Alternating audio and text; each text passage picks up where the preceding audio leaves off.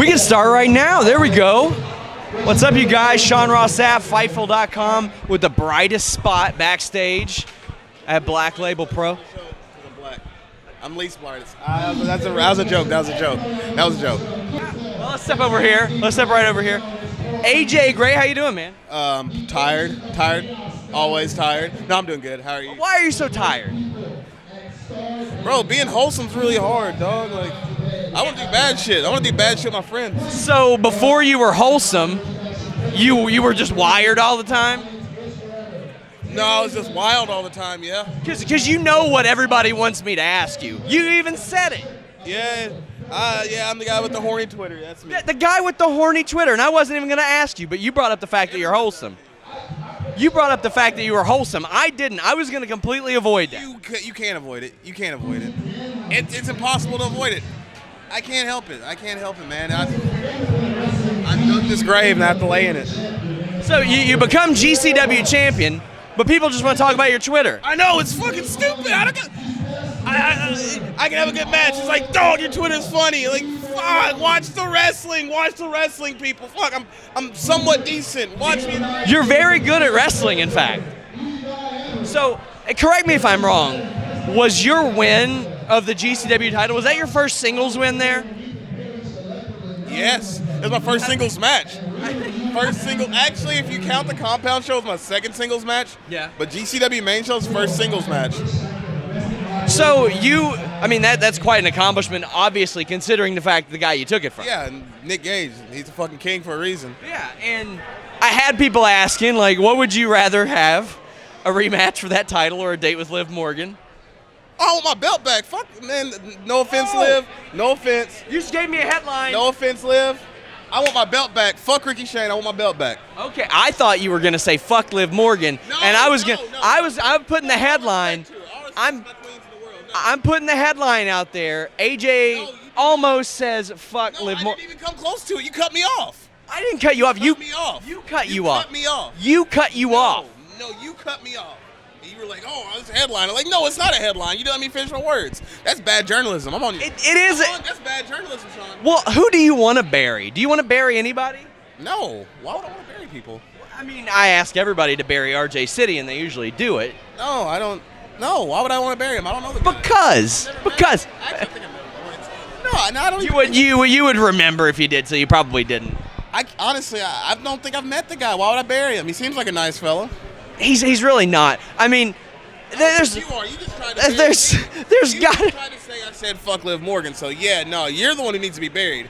There's got to be somebody that you absolutely hate. No, it's canceled. You, because you almost wrote a fake headline about me. You. I mean, I'm not at the computer yet to do that. Well, you're just sitting here thinking about it. I can see the fucking wheels in your head turning and fucking turning. Yeah. Ooh, I'm going to get this one. All the clicks. Yeah, no. For sure. No.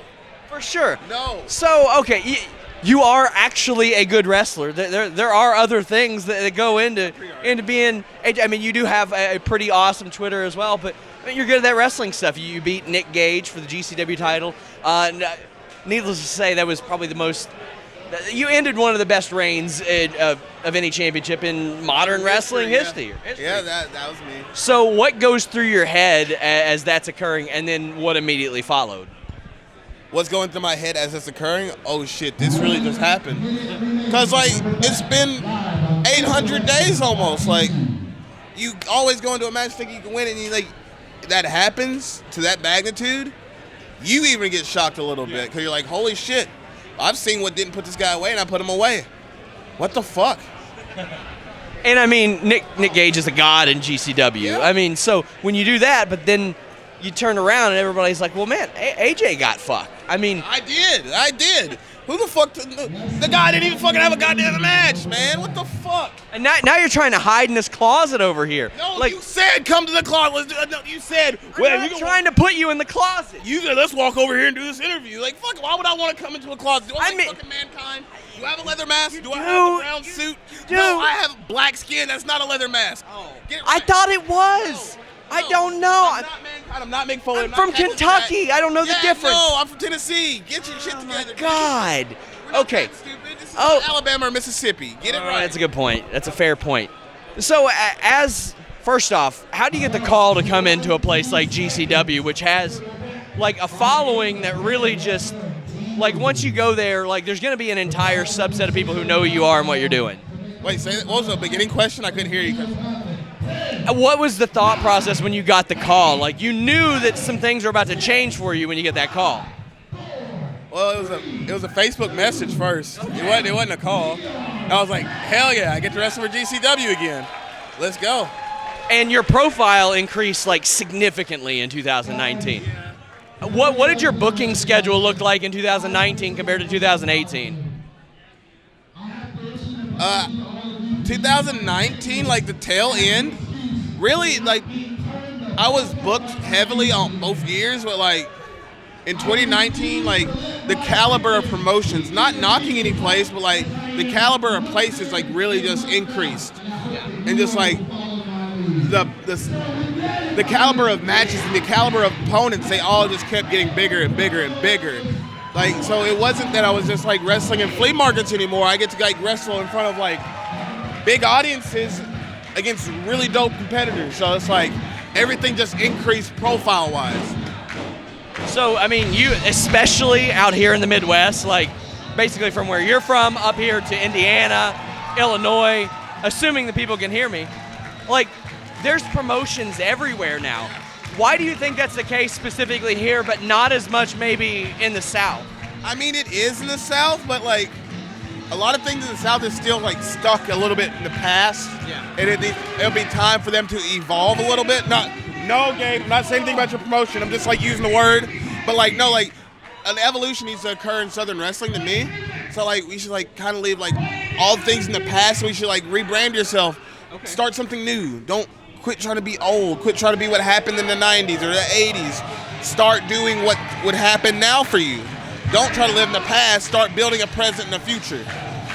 And like the Midwest, the Northeast, like California, they've all been building for like the future and now. That's why you're seeing so many of these dope dudes coming out from everywhere else. But like the South, Jesus, Danhausen's over. Anyways, the South is just like, we're kind of stuck in like 10 years past. Yeah. We need to like start the wheel to getting more and more and more out. And it's like some dudes coming out the South, like Anthony Henry, James Drake. You got really good dudes down there, Joe Black, Chip Day. It's so hard for them to get out because they're still doing things off the 2000 mindset instead of 2020. Yeah. As we wrap up, after AEW came around, people wondered like what's to become of the indies and all that stuff. You've already got a whole new crop of people. Like you've stepped up, Danhausen stepped up, Warhorse has stepped up. There's all these people that are emerging, and now people are like, where are they going to land? What's going to happen when they get signed? I see you mention that sometimes in jest. Like, what's the goal for you at the end of the day? Make a lot of money so I can take care of my family one day. Yeah. Like, it's really simple. I don't really have like a goal promotion or a goal moment. I just want to be financially secure doing what I love.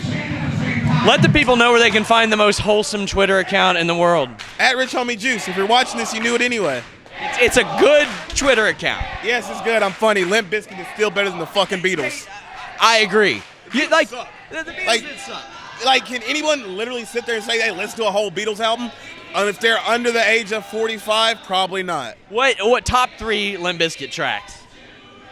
In Together Now. That's a good one. I personally like break stuff. Only because Tito Ortiz's UFC entrance. Shit was fucking amazing. And I think Rearranged is the best that Durst ever wrote. Rearranged is a beautiful track, but I have like a soft spot for Full Nelson. Okay. Full Nelson. Okay. I have a soft spot for it. Follow him at Rich Homie Juice. Until next time, we're out.